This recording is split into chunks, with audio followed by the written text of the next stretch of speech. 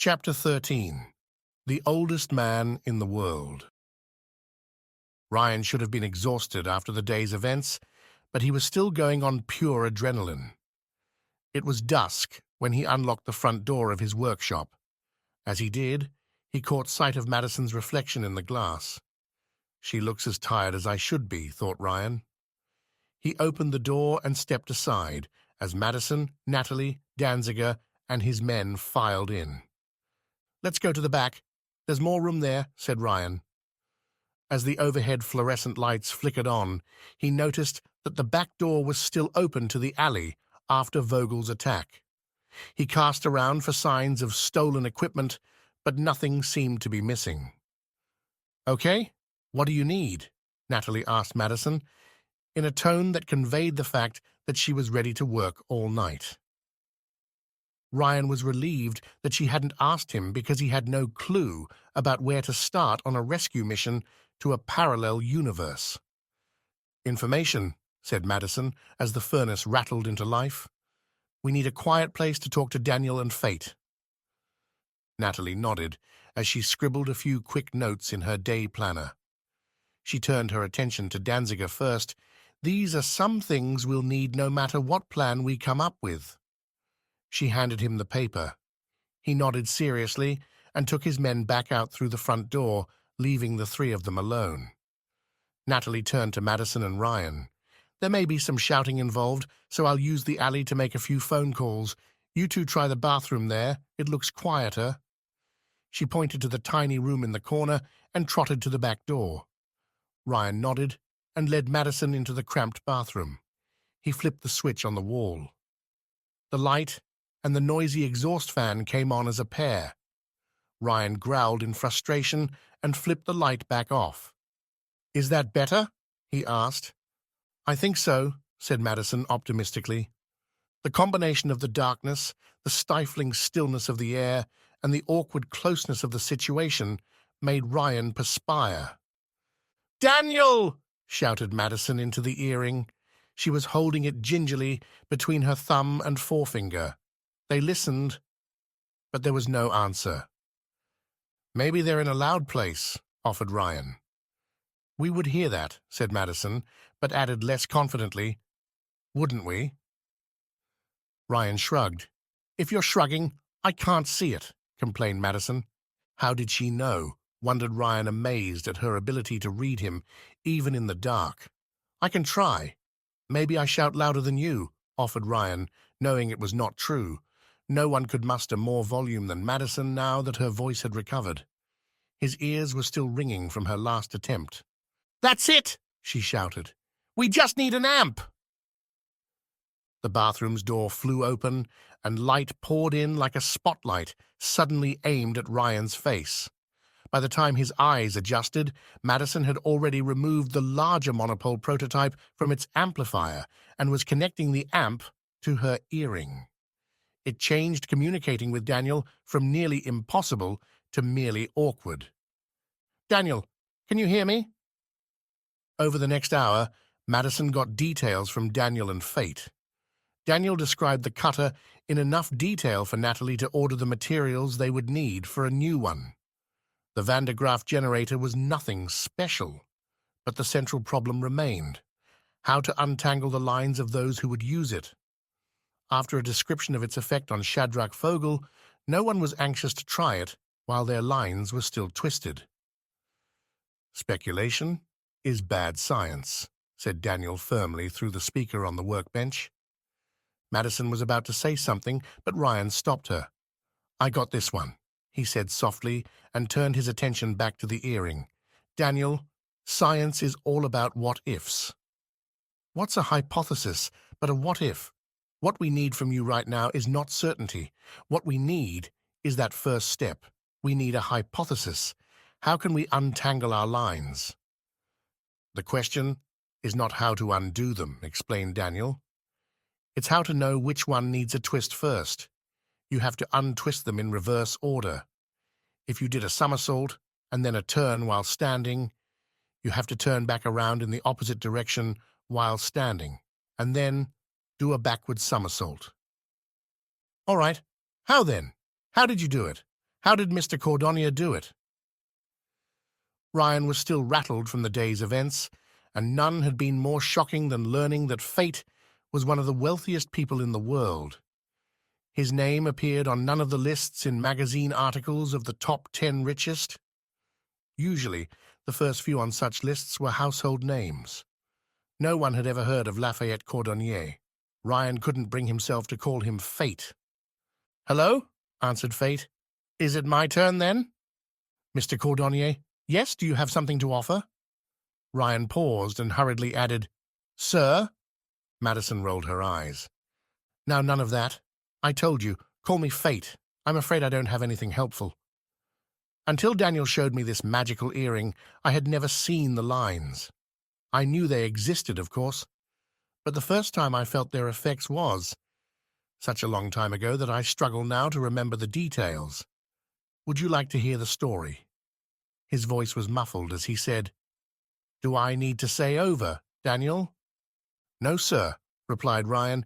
"We connected an amplifier at our end, so we should hear clearly enough to avoid stepping on each other. You may speak normally." Natalie returned from the alley and joined them at the workbench next to the speaker that Madison had connected to the earring. Fate continued. "The year was 15. "Mr. Cordonnier," Natalie interrupted, "they haven't signed the NDA yet." "Oh, do calm down, Natalie. What does it matter if they know my story? As I was saying, the year was 1525, and I was 12 years old, not much older than Daniel here." Natalie scribbled on a yellow notepad and showed it to Madison and Ryan. It said, "He's exaggerating." She did her best to look convincing, but lying was not her strong suit. "We lived in a small village in France called Lyon. Well, it was small back then. You wouldn't recognize it today. Anyway, I was the youngest of 5 children and a bit of a dreamer. There wasn't much to do in those days but dream, really. My father was a cobbler, and my 4 older brothers all helped in the shop. I tried to help too, but my heart wasn't really in the shoe and boot business. They had little patience for me, so I spent most of my time wandering the streets with my friends. We wasted a good bit of time gambling, even though we had no money." He chuckled. "We played for raisins. Can you believe it? Anyway, one day I won every hand. We were playing a game called Post and Pair. Do you know it? Doesn't matter. The other boys accused me of cheating and chased me all the way home. That night as I lay in my bed. The beds in those days were awful, by the way. When people say stupid things like the good old days, I always think about that bed. Nothing good about it. Everything's better now. The worst day of boredom you could ever have is better than a king's best day back then. There's a pearl for you. Where was I? Oh, yes. I couldn't stop thinking about that game and how I won every hand. I still have a pretty good memory, but in those days I could remember clearly everything I did in great detail. I suppose that's the key to it all. If I turned around in one direction, it just seemed wrong not to go the other way around next time. I like making things even. What do they call that now? They have a name for it. Never mind. Doesn't matter. I remembered that there was one thing that I did that day which was unusual. On our way to the river, that's where we met to play cards. Our parents didn't approve of it. On the way to the river, I noticed that the grass was particularly lush down the hillside by the path. It was soft, green, and inviting. I don't know why I did it.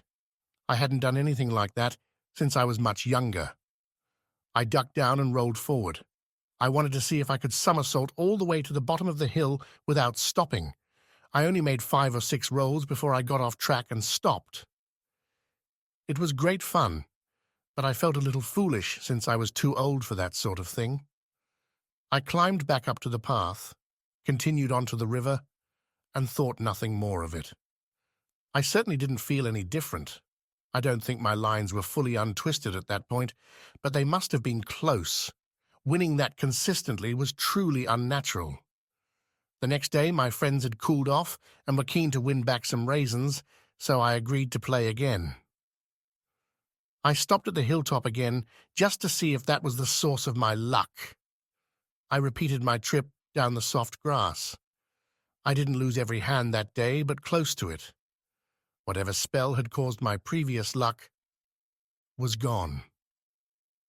"You went backward down the hill next time, didn't you?" guessed Ryan. Fate's voice had a smile in it. I did exactly that. I had to make it even. So, on the third day, I sat with my back to the hillside and rolled down backward. When I got to the river, it was obvious that my luck had returned. I won the first 3 hands easily.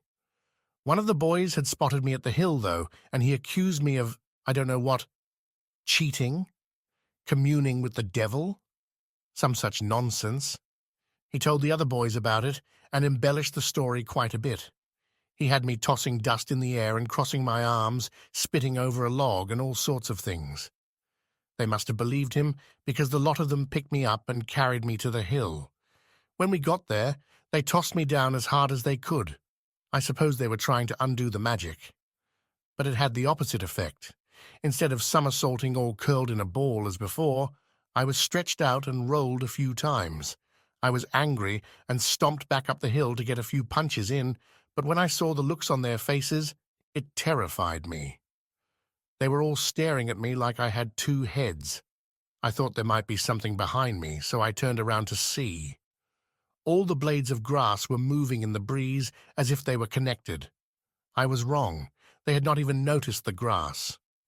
As I joined them at the top of the hill, their eyes all remained fixed on me. Well, there is much more to the story, but that is how I discovered the lines. Over the years, I have tried and failed many times to cultivate the same effect in other people. Shadrach Vogel was only my latest failure. He had no patience for tossing coins and rolling around on the floor.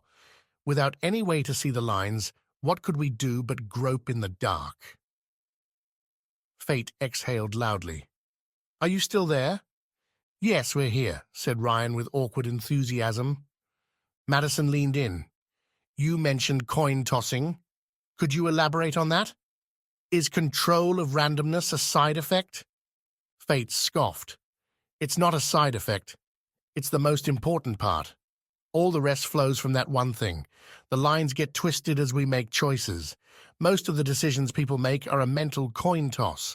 If it's an easy decision, it's not really a decision. If you put a steak in front of a dog, he doesn't decide to eat it. When the lines are all untwisted, randomness is reduced within a 5-meter area. The effect it has on people is simply more good fortune. Imagine if it persuaded people to want to kill me instead. That would be very bad luck indeed. This is just the opposite of that. At first, I thought I was touched by God, and nothing would ever go wrong for me." He paused for several seconds and cleared his throat before continuing. "But this is important. What is fortunate for me, and now Daniel, can be very unfortunate for those around us. We will need to be very careful. It is a zero-sum game. My good fortune has always come at the cost of others. I have spent the better part of the last century trying to balance the books, but the more I spend, the more comes in. Midas wasn't blessed, remember? He was cursed." Natalie slapped a legal form in front of Ryan and another for Madison. She snatched the earring away from the amplifier and closed her palm around it. "Sign, or I walk, and take this with me." She held her fist high in the air. Madison stood so quickly that she kicked the stool over. It clattered to the floor as she pulled a hammer off the pegboard and raised it. Ryan took it away and held her hand while he righted her stool. She refused to sit. "We all want the same thing." His eyes were dashing back and forth between the two of them. He turned to Madison. "What does it matter if we sign this? From the sound of it, they have more money than God. They can do whatever they want to us." He picked up the pen, scrawled a fast signature, and held it out to Madison. She glared at him for several seconds before reluctantly doing the same. "See?" said Ryan, trying to calm them. "No need for a hullabaloo. He hoped using one of Madison's favorite words would diffuse the situation, but she kept her gaze fixed on Natalie. Ryan turned his attention back to Natalie. She still had the earring in her fist, but he now noticed her other hand was inside a compartment in her large black messenger bag. Did she have a weapon in there? Natalie slowly retracted her hand from the pocket. She placed the earring back against the amplifier pickup. With another loud screech, Fate's voice resumed through the speakers. In those days, you know. Oh, hold on. Daniel has something to say. What exactly do you do for Mr. Cordonnier? Whispered Ryan to Natalie. I'm his accountant, she said flatly. I have an accountant. I don't think he would do any of this for me, Ryan muttered. Is he really the richest man in the world? Not anymore. I've managed to get him down to number 4, and the NDA you just signed states that I can leave you stranded on a desert island if you even mention his name to anyone.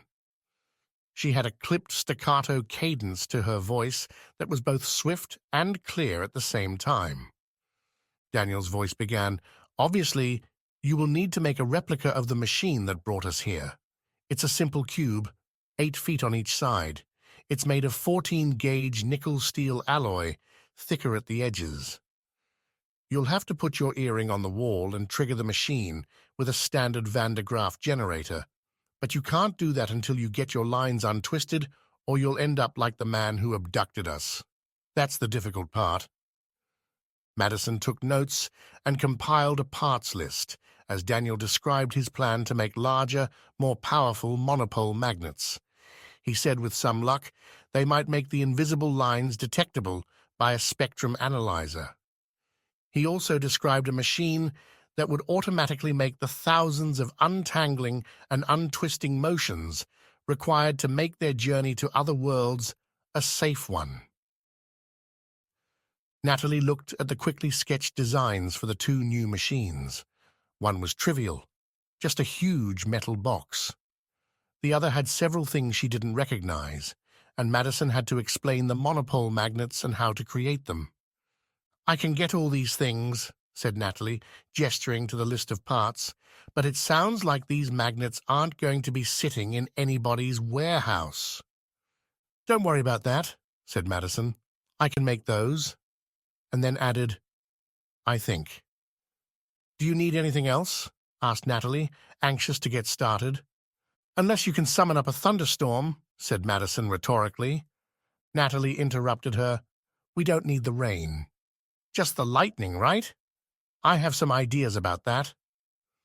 Madison and Ryan exchanged a glance, but before they could ask for details, Natalie had disappeared into the alley to make some more calls.